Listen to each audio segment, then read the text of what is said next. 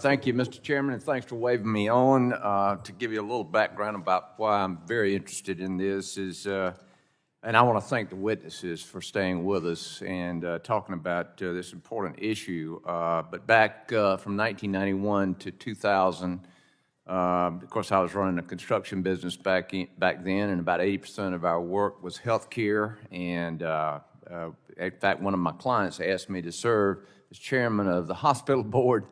And I did that from 1991 to 2000.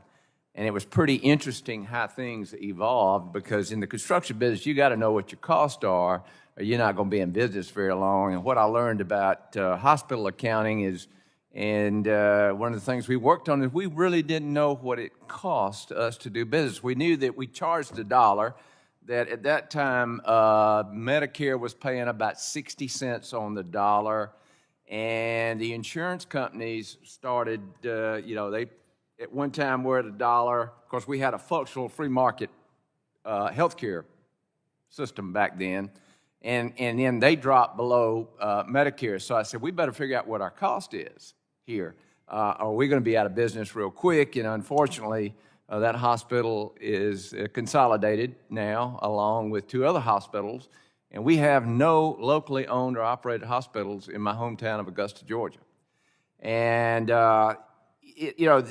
I was also asked as the ranking member on the Health, Employment, Labor, and Pensions Subcommittee over at Education and Workforce, which covers about 160 million lives, all your ERISA health care. And I was asked to serve on the Healthy Future Task Force Subcommittee. And again, my question to all the experts, and we had some great testimony from folks talking to us about where healthcare is and what we got to do as far as affordability is concerned, but not one could tell me where our healthcare dollars are going. Not a single one. In fact, they said it was impossible. And I think it's because we don't have a functional free market system to compare anything to. And so I said, how do we peel the onion back here? And because we got tax dollars going into this, we got premium dollars going into this, and guess what? I was in Israel, 8% of their GDP, healthcare. Nobody complained about their healthcare system. And I have a hard time finding folks that are happy with the healthcare, with their healthcare, or the providers happy with healthcare in this country. But Ms. Tripoli, your organization advocates for patients. And so what's the most single important thing to make sure that patients know about how their healthcare dollars are being spent? Well, I think you really nailed it, which is there's been an incredible shift over the last 60 years.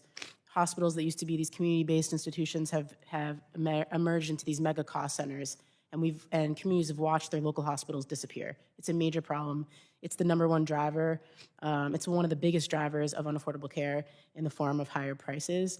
So I think for consumers, it's knowing that. It's knowing that their local hospital doesn't exist anymore, and so we need to think about the types of solutions that we can implement that are going to bring down the cost of care for the American people. It's the very solutions we're talking about today in terms of strengthening price transparency, codifying that rule, expanding site neutral payments. Right. Well, good. Thank you, Mr. Svern.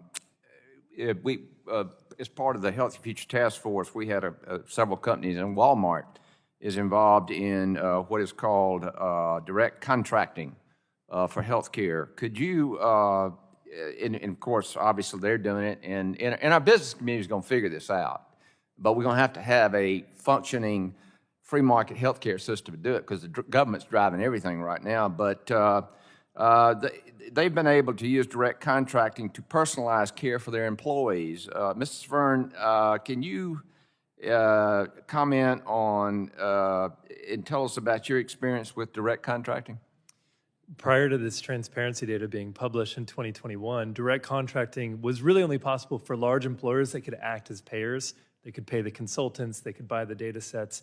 With this new transparency data public, the barrier to direct contracting goes down.